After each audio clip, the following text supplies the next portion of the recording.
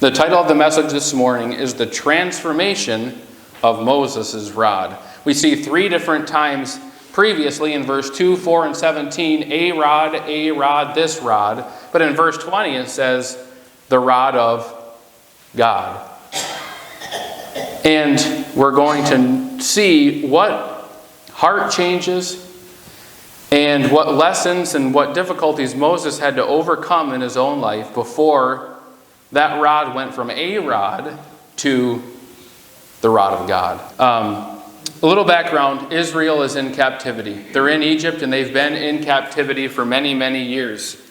And we know the story of how Moses was a little baby and they were supposed to kill all of the children, and Moses' mother puts him in the bulrushes and hides him, and Pharaoh's daughter finds Moses. She takes him into the palace and raises him. And then when Moses grows up, he has a decision to make, and you can jot this verse down. It's Hebrews 11:25. And Moses, in a beautiful way, as stated in Hebrews 11, chose to suffer affliction with his people as an Israelite rather than to be known as the son of Pharaoh's daughter. He could have chosen the easy life or the easy path, but he chose rather to be counted as one of his people, one of God's people. So Moses makes a decision to be one of God's people. And then he starts looking around, and the moment at which Moses decides to be one of his people, he realizes that his people are under much distress, right? They were building their great empire there in Egypt on the backs of the slave labor of the Israelites. And Moses goes out one day and he sees that there's an Israelite that's being mistreated, more than likely beaten by an Egyptian taskmaster. And Moses takes that Egyptian and he kills him. And the Bible says he hides him in the sand. The Bible talks about Moses being the meekest man on earth. Meekness is not weakness. Meekness is simply being subject to God and being willing to do as God asked. Moses was a tough enough guy that he took an Egyptian taskmaster, killed him with his hands, and buried him in the sand. And he said, that's what I think about the way that you are treating my people. But Moses was trying to free his people in his own way and his own strength. And that wasn't the plan that God had. That wasn't the plan that God had for Moses or for how God was going to deliver his people to the promised land. Pharaoh finds out what happened. Moses has to flee the country, and for the next 40 years, Moses spends in the wilderness as a shepherd. And then we know the story how Moses is out one day and he sees the bush that's burning. He realizes it's holy ground. He takes off his sandals. He starts talking with God, and God gives him the task of going back and freeing his people from captivity in Egypt. And that's where we began reading the story. And here's the application. Just as God gave Moses a task to do, a purpose for his life, right there at the burning bush, God commissioned him to free his people. A huge opportunity for Moses, a huge task, an impossible task without God. God has given you a purpose and a commission for your life. And God has some things for those of you who are older that you've already done that was exactly in his plan. And he has things that are ahead of you, from the youngest person in here to the oldest, that he wants you to do. And he has commissioned you with a task and a purpose for your life. That task is different for every one of us. And the main goal, our number one goal in our life, is to find, to follow, and to finish God's will for our life. Well, you may say, well, I don't know what God's will is for me. Have you asked him? Have you stopped and stopped saying, God, here's my plans. Here's what I'm going to do. And let's figure out a way how I can use what I'm going to do for you. And have you just stopped and said, God, what is it that you want me to do? How can I best prepare myself to do your work? Not here's my line of work. How can I somehow fit that into God in there somewhere? No. How can I fit myself into God's plan? Well, you say, well, I'm older. I've wasted so many years of my life. Maybe I was unsaved or I was saved, but I wasn't doing what God had for me. I was running from the Lord. I wasted so many years of my life. I missed God's will. He can't use me. God can always use someone who is willing to be used. God is always willing to use someone who is willing to be used, and you are never too old or too young to be used of God. Don't throw in the towel and say, well, I missed it. I can't do anything for God. Start today. Let today be the day where you say, from here until God calls me home, I just want to do whatever it is that God has for me.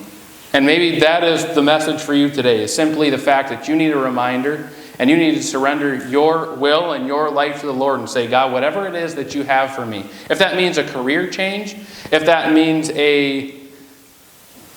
moving to a different state, a different country, a different place, whatever it is, I'm willing to do it. But I see here, not only did God give Moses a task to do, but God also equipped him to do it. God is never going to ask you to do something and say, good luck. God didn't ask me to pastor a church as a 28-year-old man and say, let's watch this guy. He's going to mess this up so bad. And he's not just sitting up there chuckling to himself. God has equipped me and given me power through His power to be able to do what He's asked me to do. And God has given you the power to do what He's asked you to do. Look at verse 2. When the Lord said unto him, what is in thine hand? And he said, a rod.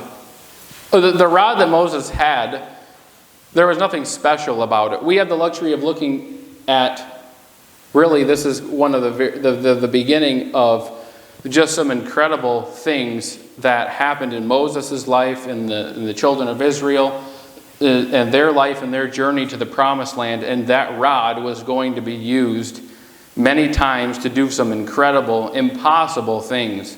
To be turned into a snake again in front of Pharaoh. To wave it and crack the Red Sea wide open. And then to wave it again and have the Red Sea close on all the Egyptians and get rid of their enemies. Moses beat a rock with it, and water came out of it. There are so many things that happened with that rod, and we get to see, oh, Moses, what are you worried about? You got the rod. You're all set. That's all you need. But Moses didn't know that. The rod that he had was simply because in that terrain, it was the desert area, but also just a rough, rugged area, and probably similar to a trekking pole if you're a hiker. I think Dad used some when he was on the Appalachian Trail, just to keep your footing. That was just a dead stick that Moses had picked up, maybe whittled a little bit, so he would know it was his and wouldn't get confused with all the other sticks, but it was just a stick, and it helped him from falling down, and he probably used it because he was a shepherd. He'd probably whack a sheep with it once in a while to get back in line. But there was nothing magical or incredible or supernatural about it, just a stick. So that's why maybe you can hear how Moses was maybe a little confused, and God said, what's in your hand? A rod? Nothing. God used Moses' rod not because God needed it, but to illustrate that God can use anything by any means to accomplish His work. And all of us today have a rod in our hand. Most of us have multiple rods in our hands. Skills, talents, abilities, things that God has given you for you to use for Him. And God says, Jack, I want to use you for my will. Josie, I want to use you for my will. Ken, I want to use you for my will. And you say, I can't serve God. All I have is just a rod. It's just nothing. I can't lead a choir. I can't learn the mandolin in a couple of days. I don't have all these incredible skills, but that's not the point. Moses had a stick. We all have things that God has given us. And here's the deal. What do you have in your hand? It may not seem significant, but when yielded to God, it is a supernatural power tool for God's use. It may be an interest in art. It may just be a painting hobby that you enjoy. It could be the fact that you enjoy working. It could be the skills of nursing and things like that. And that takes a special type of skill to be able to work under pressure and to diagnose and to serve. Whatever it is, you know what it is that you have in your life, and you say, that? God can use that? Yes, God can use that. We talked about that several weeks ago with uncovering our spiritual gift, and that's not the point of the message. But we see, and we mentioned it already in verse 2, Moses' rod was called a rod. In verse 4, it was called a rod. In verse 17, it was called this rod. In verse 20, it was called the rod of God. There were three major obstacles in this story that I see, or maybe not obstacles, maybe heart attitudes that Moses had to overcome before a rod became the rod of God. And that's what we're going to focus on for the next few minutes. First of all, if you are going to have your rod become the rod of God, number one, you're going to have to overcome the obstacle of what will others think. What will others think if I use fill in the blank for him? Look at verse 1 of our text, or chapter 4. And Moses answered and said, but behold, they will not believe me, nor hearken unto my voice. For they will say, the Lord hath not appeared unto thee. Moses in Exodus chapter 3, verse 10, had just received this commission. Get this. We all want God's will for our life, right? We all say, God, I just want to know what it is that you have for me. And sometimes that can seem a little blurry, and we don't know exactly what it is that God's doing in our life or what it is that he's going to have for us in the future. Other times, God's will smacks us right upside the head. Like when I was over here cooking bacon for the men's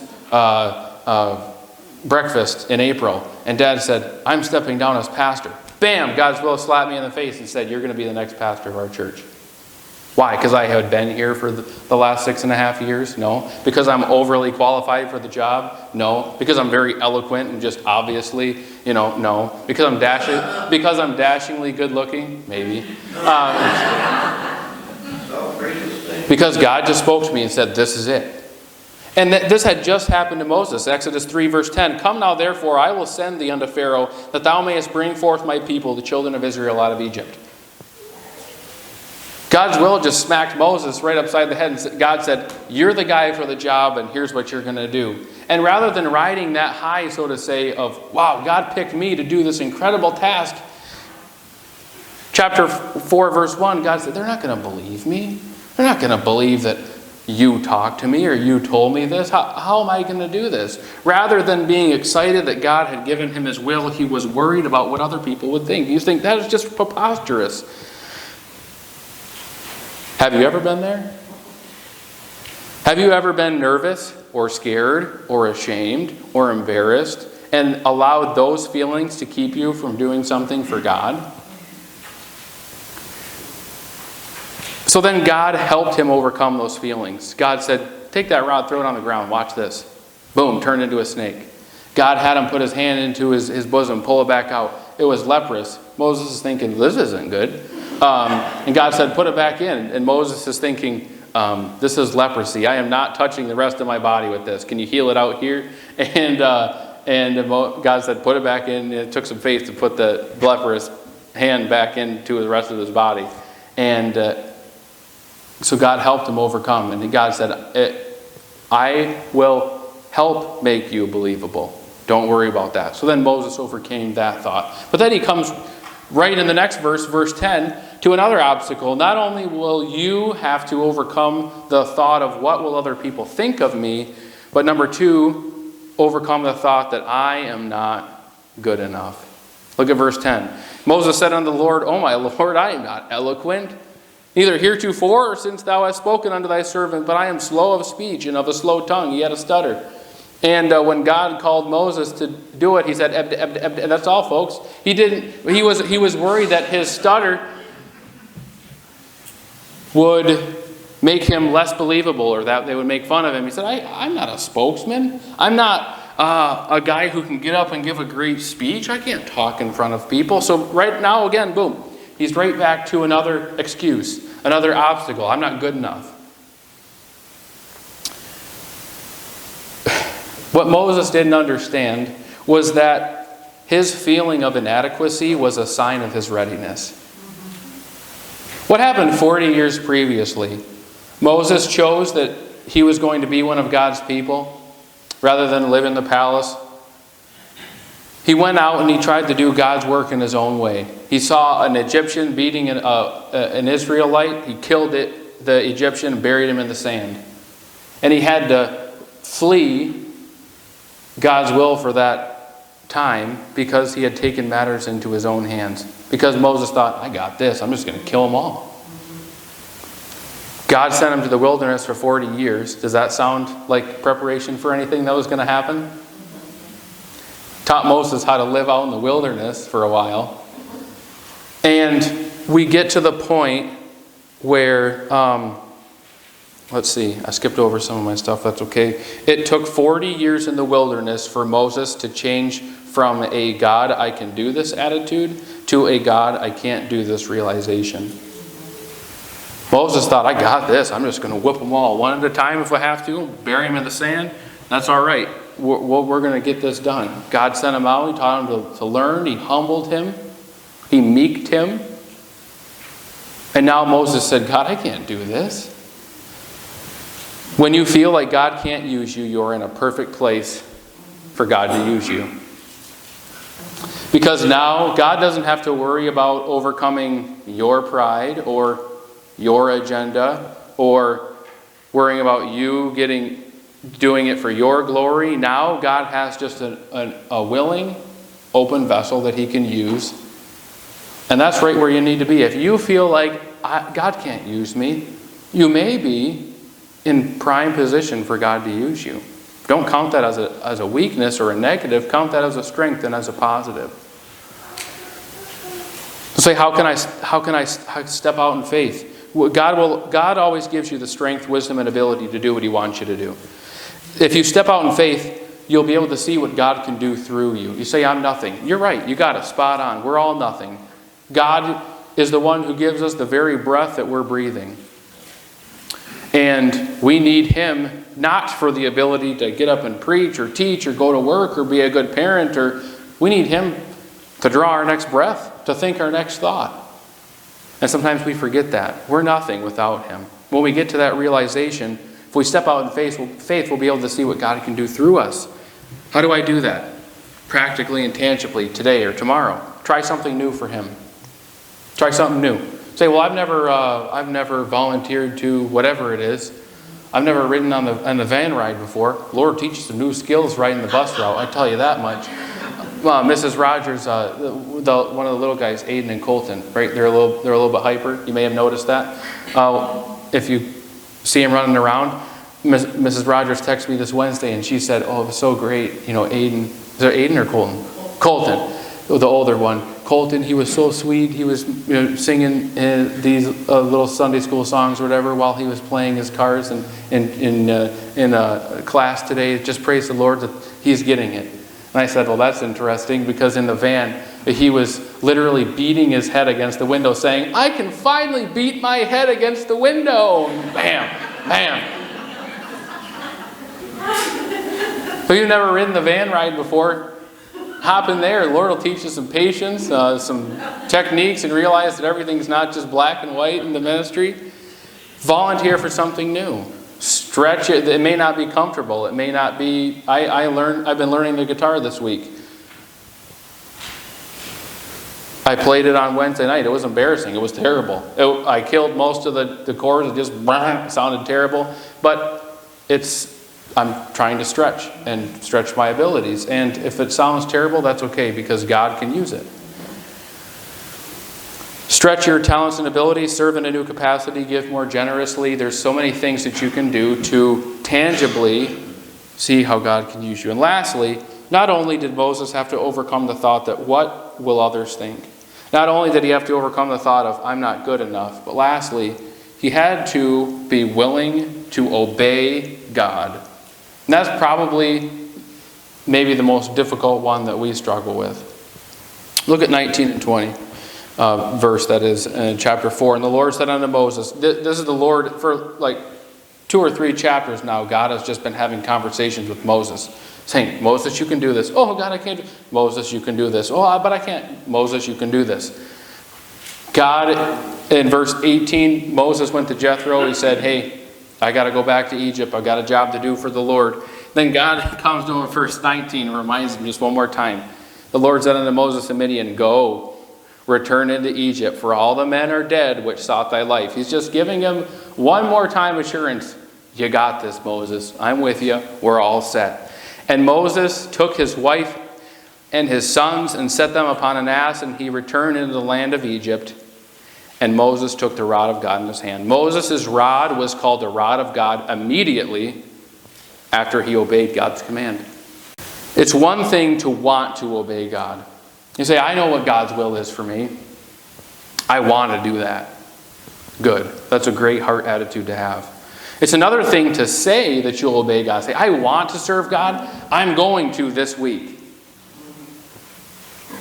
It's a step further to prepare to obey God. Say, God impressed my heart to give a tract to my coworker. Coworkers are some of the scariest people to witness to, right? When I was working at Discount Tire, I would have given a tract to anyone but the 7-8 guys that were in my cell working with me. That's just terrifying because you know them, they know you, they know your weaknesses, the times when you haven't looked like a Christian, and that's just terrifying. And the thing is, if they laugh at you or reject you, guess what? You still got to keep working with them. So it's just terrifying. Say, God has impressed in my heart to give a tract to my coworker. I want to do that. Awesome. And then you say, well, I'm going to do it this week. And then you prepare. You go to the tract rack on Sunday afternoon and you put a couple of tracts in your pocket. All right, I'm prepared. I'm ready. But it's a completely different thing to actually obey Him.